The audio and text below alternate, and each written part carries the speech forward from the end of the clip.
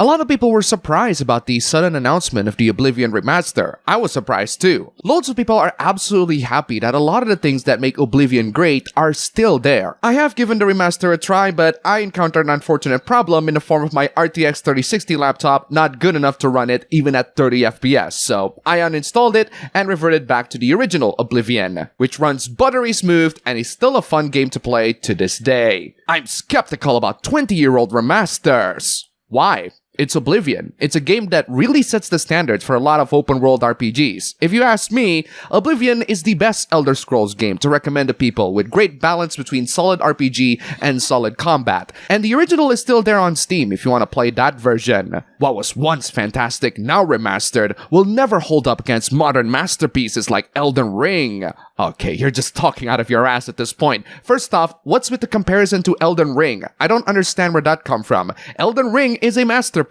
I absolutely love that game. I think it's one of the greatest games of this decade. But to compare what Elden Ring is doing to Oblivion, it's not putting it at a level playing field. Second, what do you mean it never holds up? Of course it will hold up. I'd even argue the original Oblivion still holds up to this day, and still worth playing to this day if your PC is unable to handle the remastered version. Just because a lot of its mechanics are not as refined as Elden Ring, doesn't mean it's not fun to play. The bar has simply moved from safe open-world RPGs to what Elden Ring brought us all. I don't care if Elden Ring moved the bar of open-world RPGs. That doesn't necessarily mean any of the previous open-world RPGs before Elden Ring are automatically worthless. I would love to be proven wrong, but I am not. Now that's just sheer arrogance. Just because you believe you're right doesn't mean you're actually right. Unfortunately, with every new releases of games these days, we need to have controversies. Once again, this is a controversy, and once again, I hate it. Oblivion Remaster is a great remaster that people absolutely love, and yet there are some people that complain about the absolutely stupid lack of gender selection, so you are limited to the usual type 1 and 2 selection instead of male and female, the same way Elden Ring did it, and the same way Dragon Quest III HD did it. I hate the type 1 and 2 gender selections. I don't like that game companies are doing this for present-day games, and even the Dragon Quest developers don't like that they're doing this. And unfortunately, there's no way for you to win. If you complain about the body type selection, people are not gonna take you seriously. They're gonna tell you, oh, but it doesn't matter. It's a tiny problem. Just play the game normally and ignore it. I did play the game normally. I totally ignored the type 1 and 2 thing and just picked the one that works for me. The game was pretty fun, until my RTX 3060 laptop chugs out 10 FPS when I am outdoors. That's the real deal breaker for me. So I stopped playing and went back to the original Oblivion. But at the same time, if you don't complain about this aspect in the game, they're gonna keep on doing it until the end of time. Though realistically, let's be real here,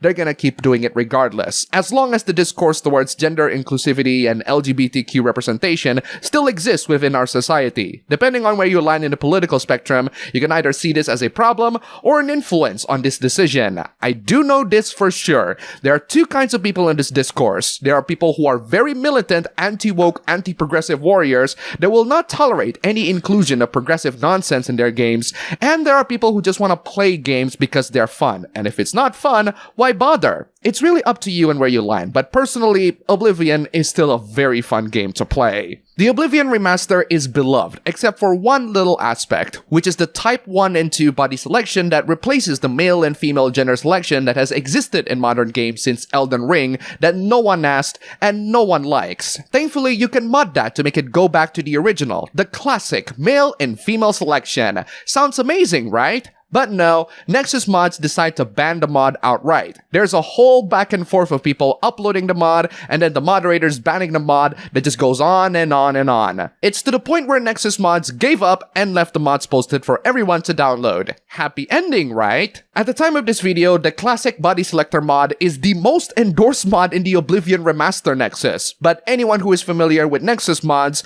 know that you don't search for the most endorsed mods, you search for the most downloaded mods, and it's not not the most downloaded at this time. The most downloaded mod right now is fixes for the Unreal Engine 5, and I am so proud of this community for knowing what the real problem is. That is not to say that the ambiguous type 1-2 gender selection is not a real problem. It is a problem, but the existence of that selection is merely a symptom to a larger societal problem that is honestly still very contentious and widely debated to this day. And the more we discuss about this, the more we're going to discuss about gender politics. Either way, it's dumb, and banning the mod is dumb. One of the reasons why the Oblivion gender selection text change mod is banned is because the author of the mod wants to incite drama and endorse an external site specifically designed to host content like this. I think they're referring to DEG mods, which does host content that were banned from Nexus mods. Some of these mods are, well, pretty freaking wild. The pronoun selection mods are available for plenty of games like Oblivion and Starfield. I personally think anyone should just ditch Starfield entirely, but to each their own, right? Plenty of mods replace the LGBT pride flags and LGBT promotions. I get that homophobia and transphobia are still prominent in this world that we live in. I live in a country full of those people, so feel free to mod them as you so desire. I personally would just walk past them and continue the game because I couldn't be bothered to put any effort of removing those pride flags, and I'm also not bothered by those flags at all, so I'm not gonna remove them. But if you really hate LGBT agenda being shoved into your game that much, then congratulations, the mods are hosted there. There's a Hogwarts Legacy mod that mods the trans character's voice. There's a mod that replaces the characters to be all white so that it's more historically accurate, which is very questionable because I do believe British Indians exist in the 1800s Britain, and that's my Hogwarts Legacy character, so this mod just screams, I don't like anyone that is not white. Some mods are just bizarre and have that same vibe, like race-swapping Lenny and a bunch of other non-white characters from Red Dead 2 for some prick I have no idea about. Anger Boda from God of War Ragnarok is swapped, but if you ask me, you might as well swap that whole game with something else. And these two mods are definitely motivated with bigotry. The mods are wild. Some are straight up bigoted, but they do have the right to exist. And to the credit of DEG mods, they're not the most top results of the mods, so people prioritize gameplay mods more than mods where you swap the character's race because I guess you don't like non-white people. I am glad that whichever modding websites there is, gamers are still able to put their priorities straight and mod the games rather than the politics. And those are all the Oblivion HOOPLAS. We got plenty more gaming related HOOPLAS for all you guys, and most of these are console war related. I didn't know that bragging about buying games is a thing with these people. I just bought these two games to own them and support the developers. I said this many times already. Buying games do not directly support the developers. Buying games give money to the companies who are supposed to be the ones supporting those developers. And those companies can do whatever they like to those developers, including not paying them or laying them off. Buy your games. No renting. No, I do whatever I want with my money. And because I'm currently broke, I'm gonna do what I will always do with my money, and that is to pay the freaking bills. When I die, my family can sell my gaming collection. I'm sorry, what? What the hell does you dying have anything to do with video game collection? Is owning physical copies of games really that important that you have to point out about how much you're gonna earn when you die? When Game Pass gamers die, you get nothing. Nice of you to share to everyone what your fantasies are, but what you don't understand is that people that rent their games save money at the present, while you're the one wasting them to these big corporations, in the delusion that you're supporting the developers. No. You're supporting the companies who are the ones who have that obligation to support the developers. Whether they hold up their end of the deal is entirely up to them. PlayStation gamers really love to brag about how much their PlayStation consoles are the best, even though they're really not. Either you take the PlayStation pill or the Xbox pill. Neither. I'm taking the PC gamer pill. PlayStation or Xbox? PC. Let's look at the arguments anyway. With PlayStation, you can play first-party exclusives, second-party exclusive. Whoa, wait a second. Second-party exclusives? What does that mean? If first-party is developed by Sony themselves, third-party is developed by other developers, then second-party is developed by you, the gamers? Like that everything game on the PS4 where you make the games? Actually, as I found out, first-party games are entirely developed by Sony, like God of War. Third-party games are like Final Fantasy 16, where Square Enix chose to make the game exclusive. But PlayStation has nothing to do with the funding. Second-party games are when the game is funded by PlayStation, but the company still owns the IP, like Rise of Ronin, so I guess that clarifies things. PlayStation 5 runs majority games the best. absolute nonsense. That honor would go to the PC actually. They're the ones running games the best. Some can even run them on native resolutions, but we don't want to have that conversation. That would be bad for the consoles. Then it says that it has Xbox first-party games and Xbox third-party games. Well, not all of them. You did get Forza Horizon 5 and Indiana Jones, but you're still not getting Gears of War and Halo. As for Xbox, you get the exclusives, but nothing else. So, rest in peace Xbox, right?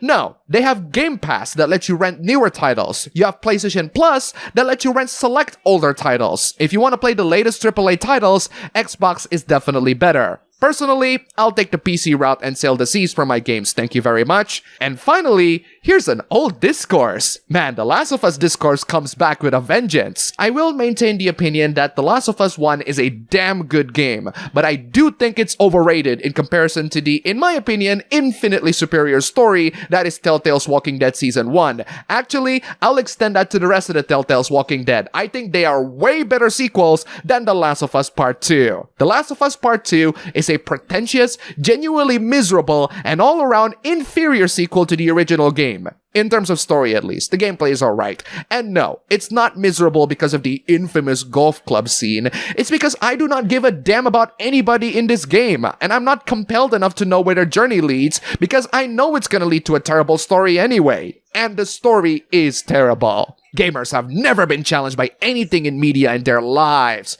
That's funny. I was wondering if you have, as soon as they got a story that expected some emotional maturity. Ha! Emotional maturity in The Last of Us Part 2. I've seen babies throwing a tantrum with more emotional maturity than that game. They turn it to the biggest culture war moment in the history of the medium. Yeah, it's almost like people absolutely love the first game, and they absolutely despise what they did to the characters there. How dare people get passionate about the media they love? This is just another Sunday night for TV audiences. No, it's not. You clearly do not watch a lot of TV shows. I just so happen to watch a lot of them, and most of them are not taking the same risk as The Last of Us Part 2 did. And even if they did them way better than The Last of Us Part 2 did. If gamers had to endure a story like Ned Stark dying in the first act or Robb Stark dying midway through a game, really? Ned Stark is played by Sean Bean. He's contractually obligated to die in everything. I never expected to be like this. They keep trying to kill me, you know? And that's all for the video today. Thank you all so much for watching. If you made it to the end, here's a cat. Before we close this video, huge thanks to all these wonderful sponsors. You are all fantastic. If you want to see your name among these legends, then check out the links below, just $1. And you have supported this channel a lot. Seriously, thank you so much for watching. Don't forget to like, comment, and subscribe. I'll see you all next time.